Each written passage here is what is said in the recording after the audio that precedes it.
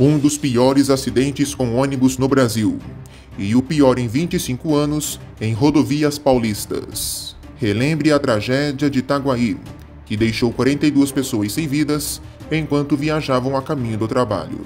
Está no ar o Expresso Alerta Justiça.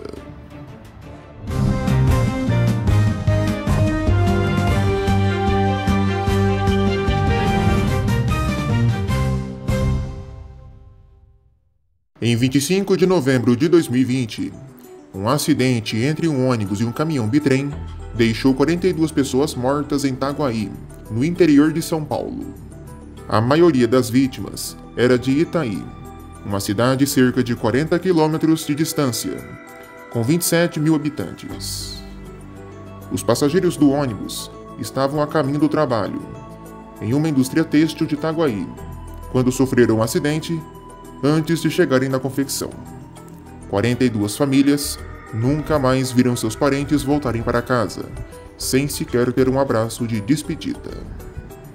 A batida entre o ônibus e o caminhão aconteceu às 6h35 da manhã, no quilômetro 172 da rodovia Alfredo de Oliveira Carvalho. Com o impacto, o caminhão bitrem, que levava uma carga de esterco, invadiu uma propriedade rural. Várias vítimas do ônibus foram arremessadas para fora do coletivo e ficaram amontoadas na pista. Ao todo, 37 mortes foram confirmadas no local do acidente, e os feridos foram encaminhados para 3 hospitais de Itaguaí, Fartura e Taquarituba. De 15 pessoas socorridas após a batida, 4 morreram antes de dar entrada nos serviços de saúde.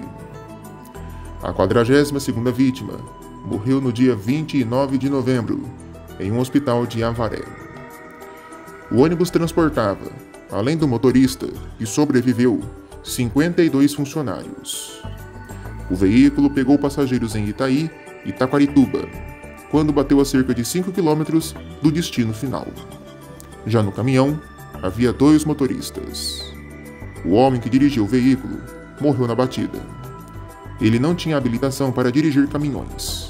Justamente por isso, ele havia contratado um ajudante, que sobreviveu ao acidente. No dia em que a tragédia aconteceu, decidiu se sentar em um lugar diferente do que ela estava acostumada no ônibus. Para ela, foram sequelas por dentro e por fora. Depois da batida, o governo de São Paulo montou uma força-tarefa para identificar e liberar os corpos das vítimas, que foram levados para o IML de Avaré. A Força-Tarefa das Polícias Técnico-Científica e Civil identificou e liberou os corpos dos primeiros 41 mortos na madrugada do dia 26 de novembro, e um caminhão frigorífico precisou ser usado para armazenar os corpos à espera do exame necroscópico. Os corpos começaram a ser velados na noite do dia 25, no ginásio de esportes de Itaí, sendo 8 em 8 por vez. Já os enterros tiveram início na madrugada do dia 26, e aconteceram durante toda a manhã.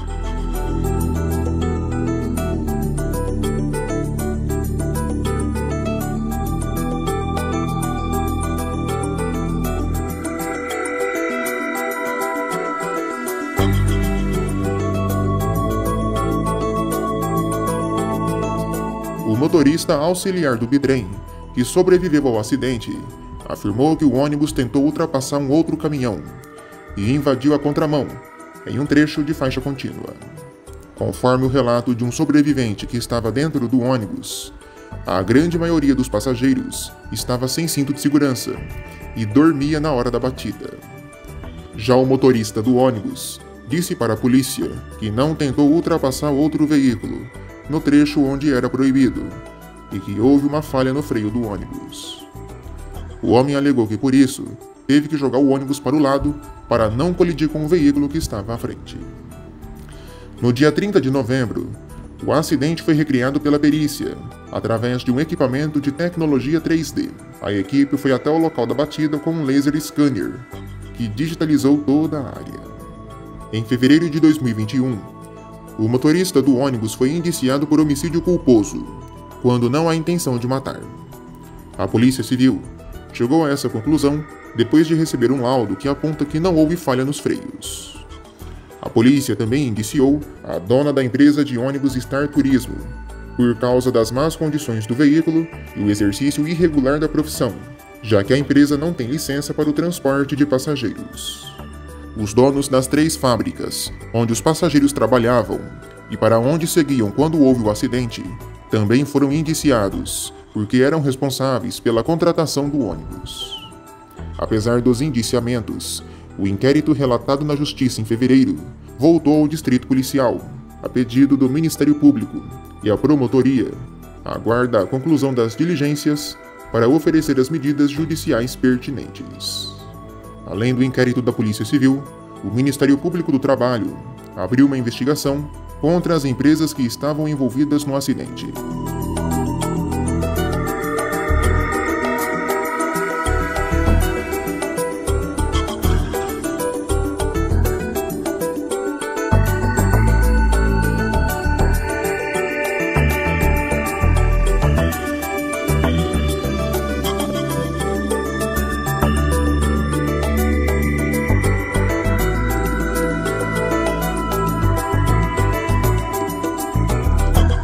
Passados um ano do acidente, o órgão fechou um acordo com as 3 empresas que estavam envolvidas, que se comprometeram a indenizar em R$ 39 mil as famílias de 40 trabalhadores.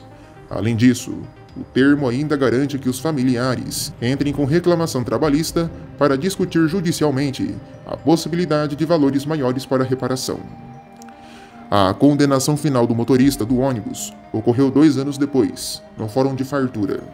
Conforme a sentença, Mauro Aparecido de Oliveira deverá cumprir 13 anos e 6 meses de prisão, em regime semiaberto. Durante esse período, ele também não poderá conduzir veículos automotores. A decisão na época cabia recurso. De acordo com o Tribunal de Justiça de São Paulo, a decisão foi tomada a partir da investigação policial e de depoimentos dos sobreviventes, e afirmaram que o motorista do ônibus dirigia em alta velocidade e de forma imprudente. No trajeto, o ônibus chegou a atingir a marca de 101 km na rodovia, em um trecho que permitia apenas 90. Questionado sobre a condenação, o advogado de Mauro afirmou na época que iria recorrer da decisão. Hamilton Gianfratti diz que não concorda com o laudo, uma vez que ele é inconclusivo. A defesa postulou diversos quesitos, e o próprio perito afirmou que não havia elementos técnicos para responder. O advogado também afirmou que Mauro não pretendia fazer a ultrapassagem pela esquerda. Houve um elemento surpresa: uma queda abrupta de velocidade dos veículos que estavam à frente, logo após uma curva. E isso o colocou em uma situação de desespero, de ter que tomar uma decisão em questão de segundos. Hamilton reforça ainda que o veículo conduzido pelo motorista encontrava-se em péssimas condições. Hoje, o dia 25 de novembro, é feriado municipal em Itaí. A cidade inaugurou recentemente um memorial para homenagear as vítimas do acidente, que é o maior nas rodovias estaduais de São Paulo nos últimos 25 anos. Termina aqui o nosso Expresso Alerta Justiça. Obrigado a todos pela companhia e pela preferência. Até a próxima. A gente se vê.